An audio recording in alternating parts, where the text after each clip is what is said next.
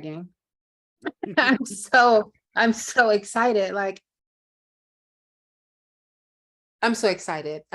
Just to have the opportunity to share something that you created and edited on your couch, up and down the East Coast, from New York to Miami, sleeping on couches and sofas and people's cars. And, uh, you think you have it all set and all the life plans set and goals and things happen. Like, I don't know, you want to transition to another gender and people don't accept it. And next thing you know, you're broke and feeling alone and you're fighting this battle by yourself, and you steady stay in the race and stay positive and work very hard, and you get another opportunity of a lifetime to really show and prove who you are as a human. And that happens to create, it's nothing like it. Definitely, for sure. Now, Kokomo City follows four Black transgendered sex workers who unapologetically break down the walls of their profession. What inspired you to create this film and tell this story? Well, I wanted to do something that people have heard before, but I wanted to do something that I could maybe put my own twist or my own style to. Mhm. I think, I mean, the transgender narrative or transgender topic is a hot topic, but it's also a thin line of it being completely like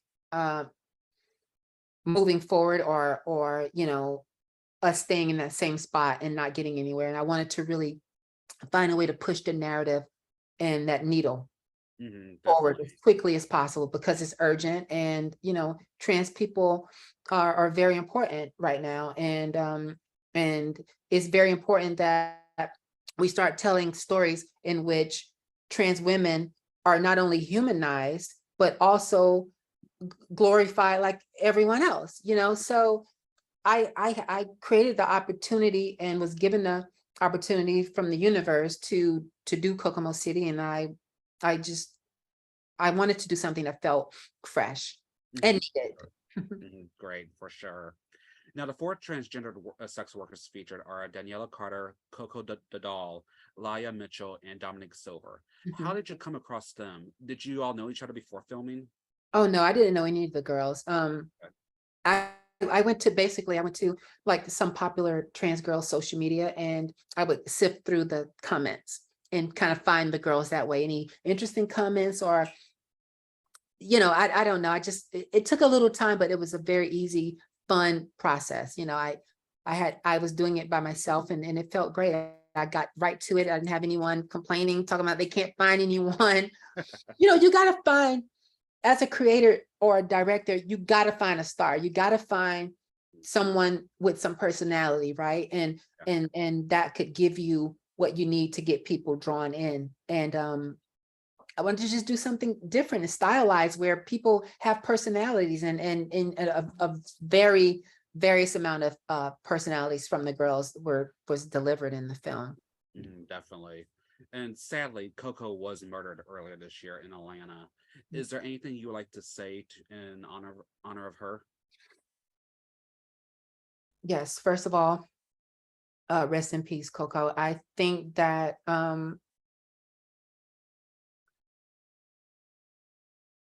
you know, it was just such a blessing as a person to be introduced to her in the first place, because I mean, just think about this. Yeah. I'm living in New York. I had to leave there because I had nowhere else to stay. So I'm driving because a friend rented me a car. I'm driving all the way from New York with everything that I own in my life, which is about three or four bags. I'm driving all the way down, and I get to Atlanta to film Liyah, but my best friend calls me about a girl named Coco. You should talk to her. I love her. She's sweet. I'm like, okay, send me her number. I talked to Coco. Within 30 seconds, she started to cry. And she's crying very hard. And it's because she wanted so bad to share with the world who she was and share her story. And she just was so moved, the fact that I even reached out to her to consider her in the film. She was that type of person the entire time, so humble, so grateful, and gracious and funny. And her life will not be in vain. her presence in that movie theater was felt all over in every seat. And we laughed, we cried, and we felt her, and we honored her last night. And I know that she's here throughout this entire process. Mhm. Definitely. That's wonderful. I love it. Well, Dee, what do you ultimately hope audiences take away from this film? That trans women are not the villains, and neither are Black men. They're not the villains.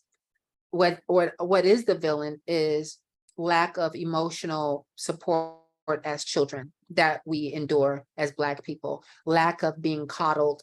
We have this huge emotional imbalance that has infected our community for various reasons. And a lot of those things affect men and women expressing themselves, whether it's emotional or romantically. And it leads a lot of times to anger and death and suicide and killing. And a lot of this animosity is because we don't know how to communicate with one another. You know, it's okay to be friends with a trans woman that you're not in love with. People don't really understand that. And I think once we could just get to the basics to say it's okay for a man to be cool with a trans woman, you know, just like it is for a woman to be cool with a trans woman. So yeah, I mean, you know, it's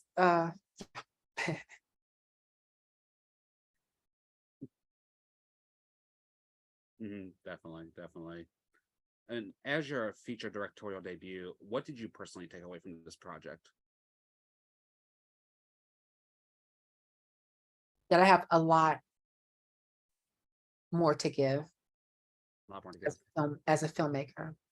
I've just started a new film, and I'm already thinking about all the possibilities, things that I couldn't do with Kokomo City because of lack of budget, lack of knowledge, lack of support. This is it's just gonna be lit. It's a new time for not just trans women, but for cinema, because I've arrived, and I'm telling you, this is the moment that I've wanted for a long time, just for people to just trust me, you know. And as a trans woman, as a trans woman, I still have what I was born with. That's my talent. Mhm. That's my purpose. That's my Yes. vision. And nothing was moved, nothing was taken, nothing was shifted. I was empowered by being a trans woman. So anyone that feels because they're transgender or queer that is going to be a disability or a hindrance, think again. It's a new day and age, and you know, you have this opportunity, the same 24 hours a day as I do, and you could do it. Definitely. I totally agree. Fantastic. All right, Dee. Well, that's all I have for you. Thank you so much for your time. It was a pleasure. Thank you. Thank you so much.